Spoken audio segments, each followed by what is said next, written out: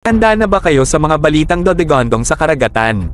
May mga bago silang barkong labanan na talagang magpapabilib sa inyo. Nitong nakaraan sa Indo-Pacific Expo 2023, inilabas ang bagong bersyon ng Austral Cape Class Patrol Boat at grabe, ang galing. May mga NSM anti-ship missiles, autocannon, at pinagandang mga depensa ito, kaya pasado ito para sa Tier 2 na kinakailangan ng Royal Australian Navy. Parang isang halimaw na handang sumalakay sa mga alon. Ang NSM anti-ship missiles ay tunay na game changers.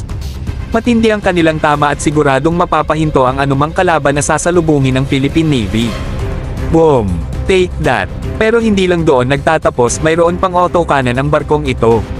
Ito'y nagbibigay ng dagdag na lakas sa kanilang puwersa. Parang may mini artillery sila sa loob. Sinong nangangailangan ng swerte kung may ganyang kapangyarihan, di ba? At huwag natin kalimutan ang mga pinagandang depensa. Alam ng Philippine Navy ang kahalagahan ng proteksyon, kaya naglaan sila ng mga upgrade upang siguraduhin ang kaligtasan ng kanilang tauhan at barko. Sa mga pagbabago na ito, handa silang harapin ang anumang panganib. Ang ating Philippine Navy na umaararo sa karagatan ng may tiwala, nagpapakita ng kanilang galing, lakas, at malupit na kakayahan. Talagang napakaganda ng tanawin na ito, mga bro.